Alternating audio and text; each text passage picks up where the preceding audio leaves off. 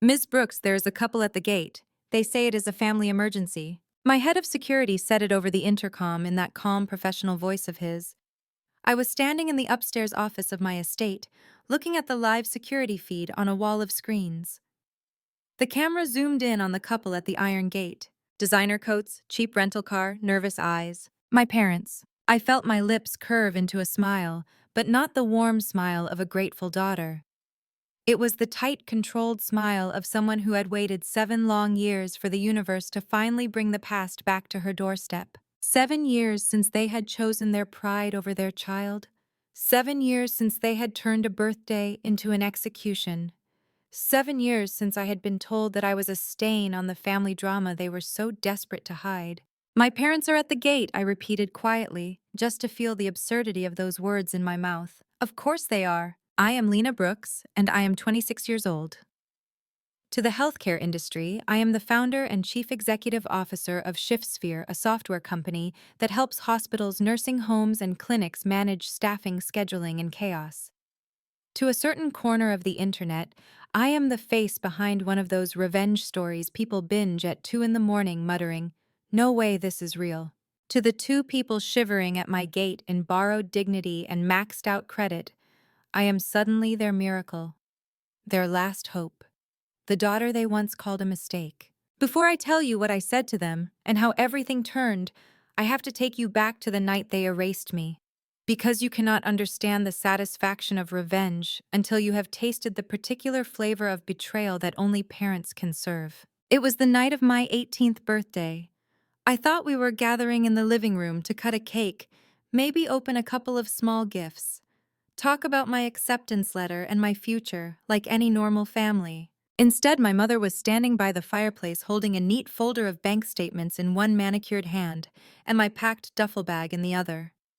My father was on the couch staring at the television that was not even on, as if the blank screen could rescue him from what was about to happen. What they did that night fractured everything. And it laid the first brick in the path that led to the giant house, the wrought iron gate, and the moment when the tables finally turned. I still remember the smell of that evening, roast chicken lemon cleaner, and the faint trace of my mother's expensive perfume. I walked into the living room expecting a happy birthday, Lena. Instead, my mother turned toward me with the kind of smile you give a stranger who has overstayed their welcome. "Sit down," she said, "we need to talk." Her name is Caroline, but growing up I called her Mom. She was the queen of appearances, the kind of woman who could turn a Thanksgiving dinner into a performance and a Christmas morning into a competition about whose gifts were more tasteful. She liked family drama as long as she could direct it. She did not sit. She stood there in her expensive heels, shoulders squared as if she were addressing a jury. "This is not easy," she began, which is something people say right before they do something unforgivable. "But it is time you heard the truth." I glanced at my dad, Dennis. He would not look at me. His hands were wrapped around a coffee mug he never drank from like it was a prop. "You are not your father's child," my mother stated just like that.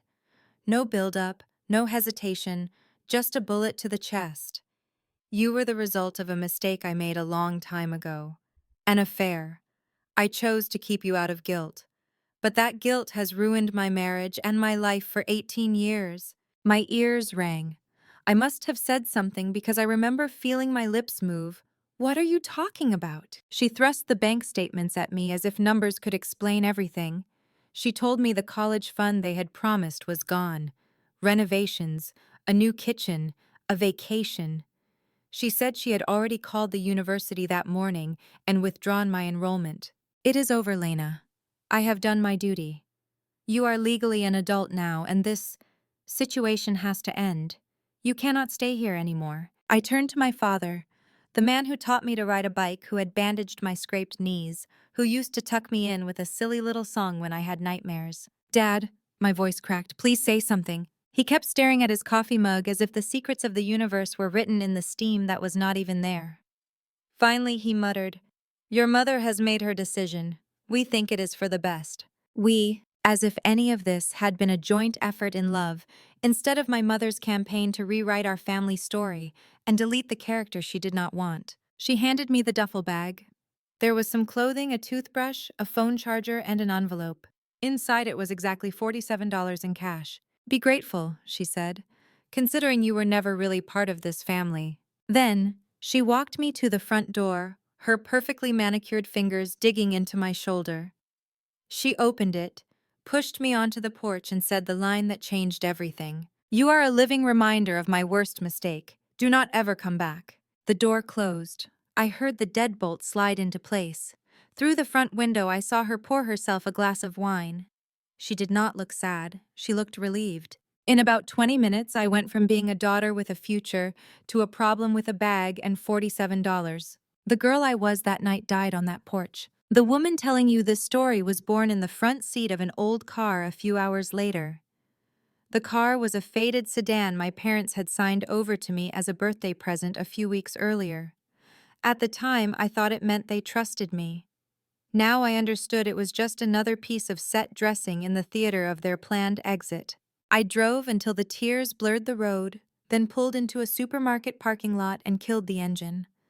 The heater had died the winter before, so I wrapped myself in the thin blanket from my duffel and pretended the shaking was just nerves. The first night I slept in that car, I told myself it was temporary. A couple of days, maybe a week, until someone in the family came to their senses. Until one aunt or cousin decided that blood meant something. By the third day, I understood that whatever story my mother was telling people believed it. She told them I was unstable, that I had fallen in with the wrong crowd, that I had a secret habit and had stolen from her. She wrapped her betrayal in the pretty language of boundaries and self-care. Sometimes toxic people learn the right words and weaponize them. My Aunt Beth, who used to sneak me extra slices of pie, would not open the door when I showed up with red eyes and a shaking voice. Through the peephole, she said, "Your mother warned me this might happen, Lena. I cannot get involved." My cousin, who once confessed all her teenage secrets to me, blocked me on social media. Friends from school saw me at a gas station washing my hair in the bathroom sink and posted it like a joke. When karma hits, one caption said, "They knew nothing about karma. Not yet." I tried to get a job at a coffee shop. I made it through 3 days of training before the owner called me into the back office, all sympathy and tight smiles. "I got a call from your mother," she said. "She told me you have some legal trouble. I just cannot risk it." She pressed a $20 bill into my hand on the way out. "Get yourself something to eat." It was the only kindness I saw that week. The next days blurred into a routine that felt like punishment. Park near the edge of a lot. Sleep in short bursts, waking to every sound. Use public restrooms as a bathroom, a sink, and a mirror. Count coins to see if I could afford a sandwich from the dollar menu. Tear up paper towels into makeshift pads when my period arrived and I could not buy supplies. I began to believe my mother's words. Maybe I was a mistake. Maybe I did not belong anywhere. Maybe the universe was as cruel as she was. Then the cold came. A winter storm rolled through and the temperature dropped. My car battery finally gave up. I sat in that dead vehicle wrapped in a blanket that felt like tissue paper, listening to the wind howl through the tiny gaps in the door seal. My fingers went numb first, then my toes. My thoughts slowed, and there was a soft, dangerous comfort in that slowing. It would be easy, I thought. Easy to stop fighting. Easy to let the cold erase the humiliation and the hunger and the grief of being excluded from the only family I had ever known. If no one wanted me, why should I keep wanting life? I do not know what made me open the door. Maybe it was survival. Maybe it was stubbornness. Maybe it was the faint thought that if I died out there, my mother would turn even that into a story about how she had tried her best. I was not going to give her that. I stumbled out into the icy air and walked toward the nearest light I could see. A flickering neon sign that said, "Doris's Diner, open 24 hours. The bell over the door jingled when I came in. The place smelled like coffee bacon and something fried that probably should not have been fried. There were 3 truckers in a corner booth, a couple of nurses in scrubs at the counter, and an older woman behind the register arguing with the ancient cash register. She looked up when the cold air followed me in. Her eyes narrowed not in suspicion, but in assessment. I slid into a small booth near the back and tried to make myself invisible. I had 60 cents in my pocket. Not enough for coffee, not enough for anything, but maybe they would let me sit and thaw before they kicked me out. The older woman grabbed a menu, walked past several empty tables, and came straight to mine. She did not ask what I wanted. She just set down a mug, filled it with coffee, and said, "You look like you need this more than I do." "I cannot pay," I whispered, my voice cracking from disuse. She shrugged. "Sometimes breakfast is on the house. Today is one of those times." She brought eggs, toast, and hash browns, all steaming, all smelling like salvation.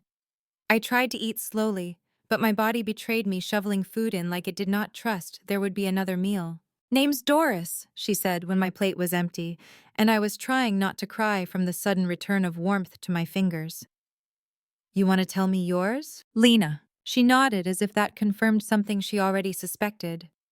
She did not press for details. She did not ask why I was clearly homeless or why my hands shook when I lifted the coffee. Instead, she started talking about herself. About her late husband, who had loved this diner. About her daughter Cassie, who had not spoken to her in 5 years because Doris had chosen her daughter's side when her ex-husband could not accept that their child was gay. "Love is not about looking perfect in a Christmas card," Doris said, wiping a table with more force than necessary.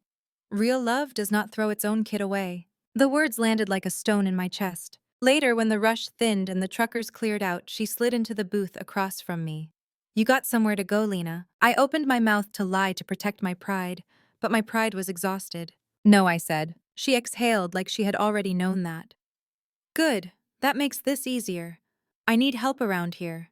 Cleaning inventory, running plates, that kind of thing. I cannot put you on the books yet, but I can pay you in cash. A little each day.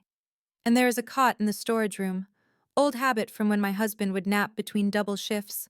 Shower back there too if you hit the pipes just right." I stared at her. "Why?" "Because someone did it for me once a long time ago," she said simply. "And because I am too stubborn to watch a girl freeze to death 2 doors down when I have a spare blanket." That night, I slept on a narrow cot between shelves of canned tomatoes and boxes of to-go containers. It was the most comfortable bed I had ever known. I woke up to the clatter of dishes, the hiss of the grill, and the sound of Doris barking orders with affection disguised as irritation. I also woke up to a new thought, small and fragile but real. Maybe family was not just the people you shared a last name with. Maybe family was the people who kept you alive when they had no reason to. Doris's diner had regulars, every small place like that does. The nurses from the hospital nearby. A retired couple who argued about everything from politics to pie flavors. A group of night shift workers who tipped in crumpled bills in gratitude. And then there was Ethan. He came in every morning at 6:15, almost like someone had programmed him. Black coffee, wheat toast, laptop open before he took his coat off. He was in his mid-30s, dark hair always a little messy, same rotation of plain shirts and worn jeans. He tipped big, not flashy, not showy, just steady, like 40% steady. At first I thought he was just another workaholic avoiding home. I refilled his coffee, wiped the counter, and tried to stay small. But Ethan watched things. The way you watch a puzzle you know you could solve if you just had one more piece. He noticed when I reorganized Doris's messy order system into something that actually made sense. Sticky notes in different colors for different sections, time slots blocked out so we did not overbook. He saw me calculated checks and tips in my head when the register glitched. He watched me take apart the ancient laptop in the back and clean out years of dust so it would stop overheating. One morning, he closed his laptop halfway through breakfast and said, "How would you fix a scheduling problem for a company with employees across 3 time zones?" I froze. "I'm sorry." He smiled, the kind of crooked, self-aware smile of someone who knows they are being a little weird, but cannot help it. "I run a software startup. We are growing fast, and no one can figure out the best way to schedule meetings without someone getting stuck with the awful midnight slot over and over again. How would you do it?" Part of me wanted to shrug and say I did not know. Another part of me, the part that used to love logic puzzles and color-coded planners, grabbed a napkin and a pen before I could stop it. I sketched out a rotation system that shared the pain. Different blocks where each team took turns being the one in the inconvenient time. An app could track preferences and sleep patterns, I said.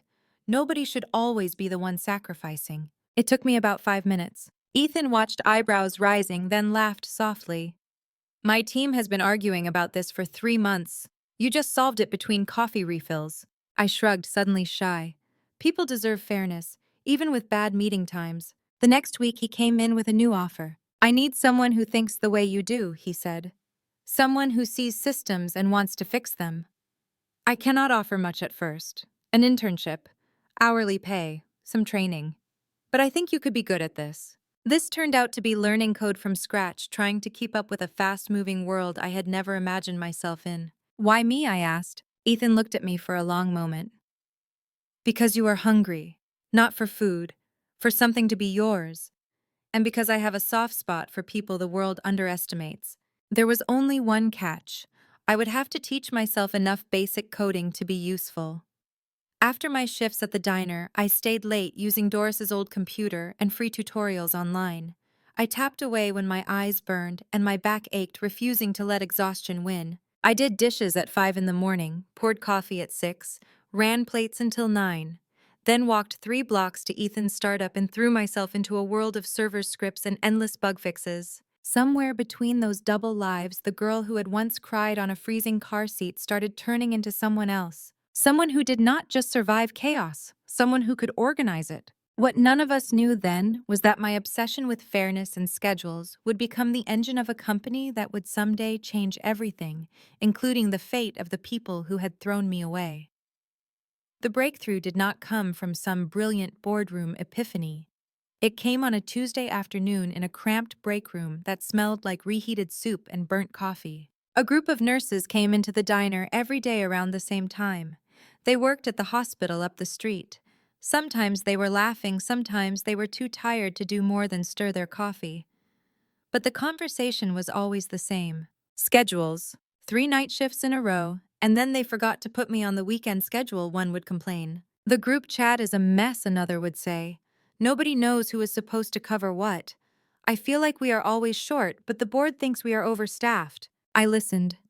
People underestimate servers. They forget we hear everything. One afternoon, while Ethan was buried in some issue with investors, I scribbled in my notebook. A basic idea formed. What if there was one place where staff could log their availability preferences and limits?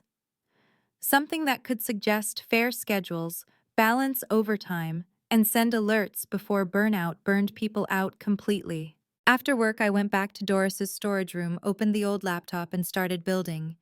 Nothing fancy at first, just a prototype, a simple interface, color-coded shifts, an algorithm that tried to share the worst shifts as evenly as possible. I tested it with a handful of the nurses who came in often. Just try it, I said. Tell me what works and what does not. They came back with feedback that was blunt and useful. Make this button bigger. Add a way to swap shifts. Give us an alert when someone hits too many nights in a row. I listened, I adjusted, I built. Ethan caught me working on it one evening. I braced myself for criticism, ready to apologize for spending time on something that was not directly about his company. Instead, he leaned over my shoulder, watched for a while, and said, "You know this could be huge, right?" "It is just something for the nurses," I said. "Healthcare is a mess," he replied. "If you can make scheduling fair and efficient, every clinic, nursing home, and hospital will want this. I want in." He offered me a small investment, $5,000 for a modest percentage of whatever the app became. It felt like more money than I had ever seen in one place. We named it ShiftSphere because for nurses and aides and techs, life revolves around shifts. Within 6 months, it had tens of thousands of downloads. Small clinics and departments started emailing me asking for customized features. A regional hospital reached out about an enterprise version. I was 21, still sleeping on a cot in the back of a diner half the time. But suddenly I had a bank account with more zeros than I knew what to do with. That is when I did something that would matter far more later than it did on that day. I hired a lawyer, a good one. We set up an intricate nest of companies and trusts. On paper, ShiftSphere belonged to a holding company. That holding company belonged to another. My own name was buried beneath layers. If my birth family ever went looking for a way to claim a piece of me again, they would find a maze instead of a door. At the time, it felt like paranoia. In hindsight, it was preparation. Because while I was building something out of nothing, my mother was robbing the one person in our family who had ever loved me without condition. My grandmother's name was Ruth. She smelled like lavender and cinnamon, always kept a jar of butterscotch candies in her bag, and believed that every grandchild deserved at least one secret gift hidden in the back of a drawer somewhere. When she died, my mother told me there had not been much of an inheritance, Lawyers and taxes ate most of it, she said, shaking her head in dramatic disappointment. I had believed her. At 18, I believed a lot of things I should not have. Years later, my lawyer called me with a tone in his voice that made the hairs on my arms stand up. Lena, did you know your grandmother had 2 wills? I sat down hard. No, he explained. The first will, the one my mother and the rest of the family had probated, left modest sums to each grandchild and the rest to my parents to manage on Ruth's behalf. It gave my mother power of attorney during my grandmother's last years when dementia had started to chip away at her memory. The second will, drafted quietly and stashed with a different law firm, was more specific. It stated that if any grandchild was disowned, cut off, or abandoned by their parents before the age of 21, that grandchild would inherit everything that remained of Ruth's estate. There was also a clause that if there were signs of financial abuse, the estate lawyer was obligated to investigate. While I had been learning to write code between coffee refills, my mother had been siphoning my grandmother's savings through a series of accounts. Shopping renovations, bad business ventures. Money that was supposed to cushion Ruth's last years had become another funding source for Caroline's lifestyle. The paper trail was ugly. Hundreds of thousands of dollars moved around behind the fog of an old woman's failing memory. You are the beneficiary of the second will, my lawyer said gently. But there is more. I have been trying to track you down for over a year. Your mother told the firm you had died of an overdose. I laughed, a short, sharp sound with no humor in it. Of course she did. While the law worked slowly, something else significant happened. The girl who had replaced me in their house reached out. Her name was Haley. She was a foster kid my parents had taken in not long after they threw me out. They treated her like a charity project, parading her around church and the country club, collecting praise and foster care money while demanding perfection. Haley found me on social media through a fake account. I do not know if you will see this, she wrote, but I think I am living in your old room. We began exchanging messages. She told me how my mother used my story as a warning, how she told guests that I had been a liar, a thief, a junkie who had attacked her. Each time the story got more dramatic. Haley sent me videos she recorded on her phone propped up near the napkin holder at dinner, my mother criticizing her for gaining a few pounds. My father sitting in silence while Caroline talked about me like I was some cautionary tale. They say you were a terrible person, Haley wrote, but the way they talk about you scares me. People do not get that angry over someone they do not still feel guilty about. I felt an ache in my chest for this girl who wore my old sweater and slept in my old bed, who was being used as a prop in my mother's performance of martyrdom. When Haley turned 18, she aged out of the system. My lawyer helped me set up a scholarship for kids like her, and she used it to escape. She sent me a picture from her dorm room, a string of fairy lights hanging above a narrow bed. Thank you, her message said, for proving blood does not define family. Around the same time, a business magazine published a list of young founders who were changing healthcare with technology. ShiftSphere was on it. My name was there too. My mother saw it. That was the day the wind shifted. When the article came out, my assistant printed a copy and slid it across my desk, grinning. Look, boss, you are officially one of those people, the under 30 crowd. The photo they used was from a conference. I was on stage talking about staffing shortages, burnout, and fairness. I looked nothing like the desperate teenager washing her hair in a gas station sink. I looked like a woman who knew what she was doing. We did not put my hometown in my bio, but the internet is nosy and someone connected the dots. It did not take long for the gossip to reach my mother's circle. According to Haley and a few other sources, Caroline reacted exactly the way you would expect. She told people she had always known I was smart, that she had sacrificed to send me to good schools, that she had bought my first computer. She cast herself as the supportive mother in a success story she had tried to prevent. Then she tried to rewrite the story directly. She called Ethan's office demanding to speak to me. This is her mother, she said, as if the title were a permanent badge. My receptionist, who had grown up with a toxic parent of her own, told her politely that I was unavailable. Caroline called Doris's diner. Doris answered with a drawl that could slice steel. She is busy living a life you tried to ruin, Doris said before hanging up. When my parents realized they could not reach me through charm, they switched to panic. Their timing was terrible, because while they were grasping at the past, their present was crumbling. Bad investments. A shady cryptocurrency scheme my uncle had sworn was a guaranteed path to triple returns. Maxed out credit. a house that had been refinanced one too many times. By the time they realized how deep they were, I already owned their mortgage. I had bought the company that serviced it months earlier as part of a quiet expansion strategy. On paper, it made good business sense. In my heart, it made perfect emotional sense. Every late payment notice they received, every extension they begged for, every penalty they paid, came with my silent approval. I let them think the bank was being kind. The real kindness in a twisted way was not calling the loan immediately. It was letting the clock run down. In the meantime, ShiftSphere grew. We expanded from scheduling into broader healthcare management. We inked deals with hospital systems. We added modules for home care agencies and nursing homes. There were meetings with lawyers and investors and potential buyers.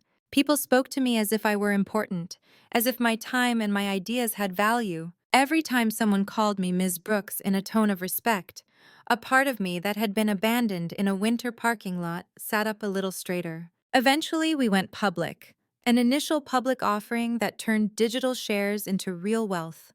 Overnight, my net worth became a number that would have looked like fiction to the girl counting coins for fast food. I celebrated by doing something my mother had always dreamed of. I bought a mansion in a gated community near the country club that had once rejected her membership. 6 bedrooms, a pool, a long sweeping driveway that made expensive cars look small. I paid cash, and then I moved in with the same old duffel bag she had packed the night she kicked me out. Symbolic, absolutely. Petty a little.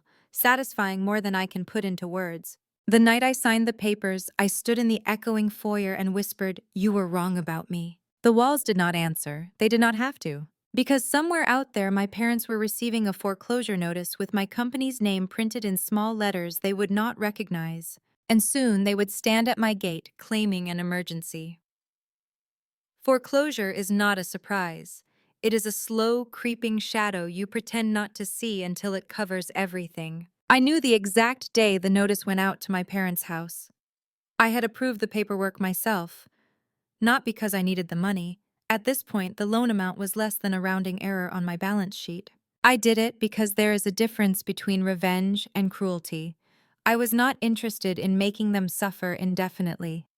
I was interested in bringing the truth into the light and closing the chapter with clarity. The notice gave them 30 days. They could bring the loan current, which was almost impossible given their situation, or the property would be repossessed and sold. There were calls, letters. My legal department handled all of it firm but polite. No special treatment. No extra grace beyond what any other homeowner would receive. And then when the 30 days were almost up, security buzzed my office. "Ms. Brooks," my head of security said, "there is a couple at the gate. They say they are your parents and this is a family emergency. Do you want us to turn them away?" I walked to the wall of monitors and saw them. Caroline dressed in an outfit that tried a little too hard to whisper wealth instead of screaming desperation. Dennis' shoulders slumped, hair thinner, eyes darting. Their expensive car was gone. In its place was a mid-range rental, the kind you get when your credit is not quite bad enough to be denied, but too shaky for anything fancy. They looked smaller somehow, not just older, reduced. "Keep them there," I said. "I will talk to them through the intercom." It felt fitting. I made them wait a few minutes. I watched as my mother checked her reflection in the side window, smoothing her hair, practicing a smile. My father took out his phone, looked at it, put it back as if help might arrive if he stared hard enough. Then I pressed the button on the inside panel. "Yes." My voice came through the speaker at the gate, calm and cool. Caroline froze, then leaned in. "Lena, sweetheart," she said, voice quivering with manufactured emotion. "It is Mom. We are in trouble. We need your help. Please, honey. This is serious." Sweetheart, honey. Terms of endearment she had not used since before she decided my existence was an inconvenience. I let silence stretch, then answered. "There is no emergency. You are in financial ruin because of choices you made. That is not an emergency. That is a consequence." My mother blinked, stunned. She had expected tears, maybe shouting, maybe begging. Not this steady voice that belonged more to a CEO than to the girl she had kicked out. "Lena, please," my father said, finally speaking. "We raised you, fed you, clothed you. We took care of you for 18 years. Surely that counts for something." I laughed, the sound echoing off the stone pillars. You did the bare legal minimum to avoid a visit from Child Protective Services. That is not a debt I owe you. That is what parents are supposed to do. I watched the confusion and outrage war across their faces. They had come expecting to manipulate me, to guilt me, to twist the old cords of mother and father around my throat until I choked on obligation. They did not realize those cords had already snapped years ago in a parking lot under a winter sky. I do not know what lies you have told yourself, I said, but let us clear a few things up. My mother's jaw clenched. This is not the time for old grudges, Lena. We are about to lose the house. We are going to be homeless. Is that what you want? For your own parents to be on the street. I almost choked. You mean, the way I was, when you pushed me out your front door with a bag and $47, when I slept in a parking lot while you told people I was a junkie and a thief. That was different, she snapped. How? She floundered. You were unstable. You were a constant reminder of my worst mistake. I could not live like that anymore. You have no idea what it was like for me. There it was, the heart of it. Not what it was like for me, what it was like for her. You stole from Grandma, I said, my voice flat. You took advantage of her dementia. You siphoned hundreds of thousands of dollars that were supposed to be shared among the grandchildren. You lied to the rest of the family, and when I became inconvenient, you threw me away. My mother's cheeks flushed. I do not know what you think you know, but your grandmother wanted me to manage her money. She did, I replied. And then she realized what kind of person you were, so she wrote a second will. I have seen it. I have talked to her lawyer. The forensic accountants have gone through all the records. There is going to be an investigation, Caroline. Not just into the missing inheritance, but into every withdrawal you made while she was confused and trusting. She opened her mouth, closed it again. My father swallowed, his face going pale. You cannot do this, he whispered. We are your family. No, I said softly. Doris is my family. Ethan is my family. The foster kids we hire and support, the nurses who trusted me with their schedules, the people who believed in me when you told the world I was dead, or worse. That is my family. I pulled up their mortgage information on the tablet in my hand. You are borrowers whose account is severely delinquent. That is all. My mother shifted tactics as I knew she would. We can fix this together, she said quickly. Think about the image. Successful daughter rescues her struggling parents. We could do interviews, articles. It would be good for your business. She had not come for a relationship. She had come for a storyline and a bailout. I almost pitied her, almost. You want me to clear your debts, I said. You want me to buy you a new beginning. Yes, she said, relief rushing into her voice. Yes, exactly. You owe us that much. I shook my head. I owe you exactly what you gave me that night. I owe you nothing. I tapped a few commands on the tablet. Actually, that is not quite true. I am going to give you something. A payment. Caroline leaned in, hope flaring in her eyes. You are paying off the loan. There was a number in your envelope that night, I said. Do you remember how much you thought my life was worth? She frowned. I gave you some cash to get started. I do not remember the exact amount. $47, I said. I remember. I am applying that same amount as an extra payment on your mortgage. Consider it symbolic. From this moment on, the balance of what you owe is between you and the bank, not me. Their faces twisted, horror, rage, disbelief. You are cruel, my mother breathed. No, I answered. You are just finally experiencing what it feels like when the people you rely on walk away. I could have opened the gate. I could have invited them in. Let them see the life I had built, the art on the walls, the pool that sparkled beyond the glass. I could have paraded success in front of them, rubbing their noses in every square foot of it. Instead, I kept them on the outside of the fence exactly where they had left me. My phone buzzed. It was Haley calling from campus. I answered and put it on speaker. Hey, she said. I just wanted to let you know I made it back from break. And, your mother has called me 18 times. She wanted me to say she was a good mom to me so people would stop talking about those videos I posted. I told her I would testify to the truth instead. My mother went crimson, you ungrateful little... Careful, I interrupted. Haley is over 18 now. She has access to a very good lawyer. And you are on camera. There was a long moment where everything hung in the balance. My father could have chosen differently. He could have turned to my mother and said, "This is enough, we did this. We will fix it ourselves." He did not. He looked into the camera at the gate and said, "Please, Lena, think of everything we sacrificed. I thought of cold nights in a dead car, of Doris's warm coffee, of nurses pulling double shifts and still smiling, of Haley whispering thank you from a dorm room that was finally hers. "No," I said. "I am thinking of everything other people sacrificed for me after you were gone. I will honor them, not you." Security escorted my parents away when they refused to leave.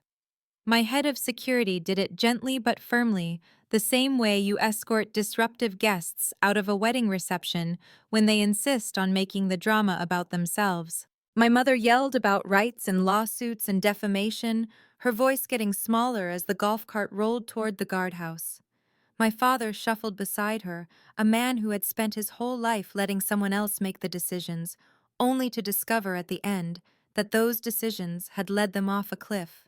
The local news picks up the story within a day.